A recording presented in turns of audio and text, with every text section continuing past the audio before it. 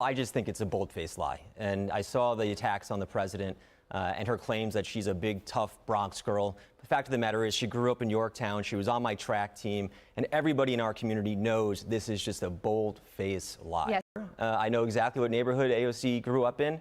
I was a supervisor there for 3 years. And I can tell you that it is nothing like the Bronx. Yeah. You know, we were on the same track team. I was a senior. She was a freshman. Our paths didn't cross too much. But, you know, again, the fact of the matter is she grew up in Yorktown. She's a product of Yorktown. To sit there and say that she's a Bronx girl is just patently ridiculous. There are many ways to make it in American politics or to gain money, support, status, fame, but it seems like a new way that is opening up, and widely so, is to pretend to be othered, marginalized, oppressed, pretend to be from a place where you are not from, pretend that you are impoverished, pretend that you come from the humblest of humble backgrounds in order to, I guess, relate to the American public, because everyone feels othered and marginalized and oppressed. Let's talk about our little oppression cosplayers, those people who are out there LARPing, being impoverished or oppressed. I feel like way back in the day, there used to be this pressure to pretend to be from an aristocratic family or pretend to know which fork or knife to use in a fine dining situation. In the eyes of God, she belongs to Thomas Andrews. It's all for me. Just start from the outside and work your way in. And now people are pretending that they were born impoverished or from a third world country. And we're going to call out those pretenders right now, starting with one that I cannot run away from. This guy is on every single For You page. He's popping up in my algorithm. Everybody's talking about this possible next mayor of New York, Zohran Mamdani. Now here's a little PR clip of him talking about his background in a recent interview. So the third holy grail of taboos in American politics, you have socialism, you have Islam, and then you have Palestine. And you are really going for the trifecta. Let's go, baby. Let's go. Tell me, why is Palestine a part of your politics? When you grow up as someone, especially in the third world, you have a very different understanding of the Palestinian struggle. When you grow up as someone, especially in the third world, Zohran says as he eats his food with his fingers, which, hey, I'm not hating, I'm Nigerian, we do the same. But I have to look at that third world comment. Now, somebody else put out a tweet here. He says he grew up in the third world, but he was living in the United States, attending private school since he was 7 years old. That's not code switching, that's lying. He is a spoiled, privileged young man playing today's most popular parlor game, Look How Oppressed I Am. So I think I need to look into this. And what did we find out about Zohran Mamdani? Well, his mother is a multi-millionaire film director. His father is a millionaire Columbia professor. He attended a $60K a year school where nearly all of his classmates were fellow children of millionaires. And when he talks about growing up in the third world, he presumably is talking about being born in Uganda, where he was until he was 5. Then he moved over to Cape Town, South Africa, where he went to St. George's Grammar School, which is a private school. So he didn't even start private school at 7. He started it at 5. Now we're going to move on to our girl, AOC, Alexandria Ocasio-Cortez, who is also in New York City. She recently was talking to Donald Trump online, as per usual, and she said this. Also, I'm a Bronx girl. You should know that we can eat Queens boys for breakfast, respectfully. Now, guys, did you notice anything off about that tweet? Yes, Alexandria Ocasio-Cortez is not from the Bronx. Now, many people decided to point this out, one of them being Michael Knowles, who tweeted out a map, which is actually extremely helpful. He said, the town in blue is the suburb that I grew up in. The town in red is the richer, whiter suburb that AOC grew up in. The area in the black circle way down at the bottom is the Bronx. So it turns out AOC is not actually a Bronx girl that eats Queens boys for breakfast. So why would she lie about that? And I think somebody summed it up quite well in a tweet response that says, what you have to realize about the communist class in America is that they are all bored, privileged theater kids with nothing better to do than destroy Western civilization.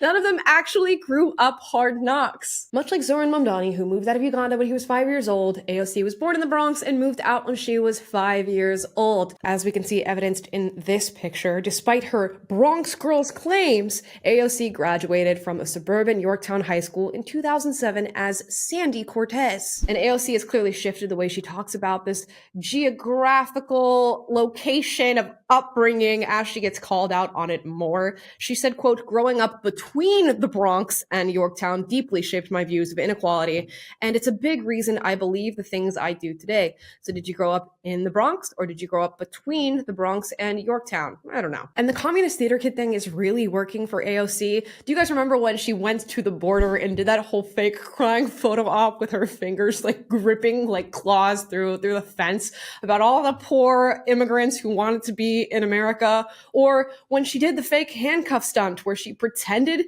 to be arrested at this whole thing that was happening? Or in 2021 when she tweeted out the photo of her grandmother's dilapidated home where she was living after it had been impacted by a hurricane that happened in 2017, and everybody was like, AOC, why aren't you helping your grandma? Our little rough and tumble Bronx girl is really committed to the bit. So it's lie, half-truth, am I relatable, please, please, please, I'm impoverished, I'm poor, I'm oppressed, and it even manifests physically for them. Some of these people are code switching when they're not code switching. They're changing their accents to be more relatable to the crowd that they're speaking to. And AOC has been one to do this. Let's watch the clip. There was times of economic opportunity. Wages rose until the 1970s. I'm proud to be a bartender. Ain't nothing wrong with that. There's nothing wrong with working retail, folding clothes for other people to buy. There is nothing wrong with preparing the food that your neighbors will eat. Okay, Martin Luther. Like, what are you talking about?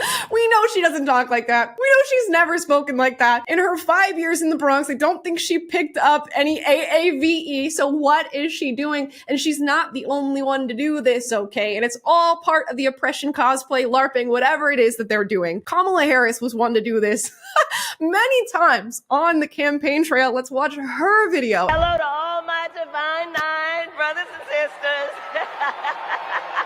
And my soror.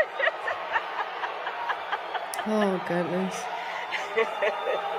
And to all my HBCU brothers and sisters. You better thank a union member for sick leave. You better thank a union member for paid leave. You better thank a union member for vacation time. Oh, man. Girl. In this day and age, that you cannot deserve status or fame or a political position without having gone through something that people deem to be oppressive. You have to sort of earn your stripes, earn your ability to be in a position that others are not in. And if you haven't lived an impoverished or oppressed lifestyle, people think you don't deserve the lifestyle that you currently have. Oppression has become a new form of currency, and these people's bills are counterfeit, I tell you that. This is how you get the girl who grew up in the Bronx, or the guy who grew up in a third world country, or you better thank a union member for sick leave, because they have to make you feel as though they know your background, and if they don't, they have to make you feel as though they've had a worse upbringing than yours. The most extreme of those examples being Whoopi Goldberg pretending, or actually even convincing herself, that Black people in America have it just as bad as those living in Iran. Yeah, Whoopi Goldberg with a $60 million net worth is truly oppressed, and it's just as bad as those living in Iran. And when you believe in something like critical race theory or critical feminist theory, you are taught that every single facet of what you experience in this world has to do with oppression. Racism, misogyny, fat phobia, goes on and on and on. So if everything is about those things, your story must be about those things too. So we're going to really drive home the fact that we grew up in Uganda, or drive home the fact that we were born in the Bronx, even though we went to Yorktown and were called Sandy Cortez right after that. We're going to drive home how hard it is to be Black in America. We're going to really rev up that accent that we're not accustomed to. Because if life and experience and all of our human psyche is about oppression and how much we've experienced, I better make sure I let people know that I've experienced it, even if I haven't. And if you have ideas or talent that drives you forward or gets you a certain political position, then so be it. There shouldn't be this need to cushion who you actually are with fakeness in order to be relatable or to come off in a certain light. They're lying on top of that and trying to be something that they're not is a whole nother level of disrespect. Just be you, sis. I promise it's okay. I am not buying what they're selling. I hope you're not either.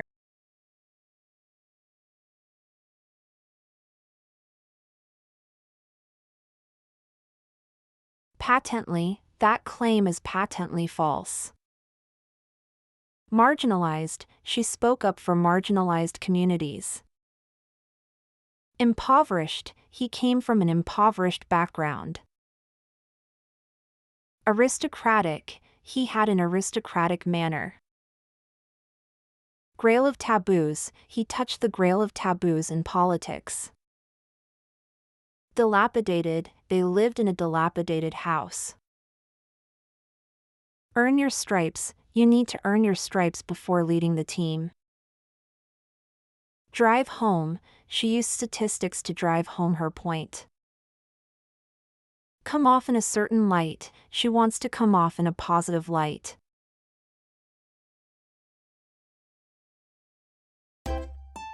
If you enjoy this content, please consider subscribing to my channel to stay up to date with future videos. Thank you for watching.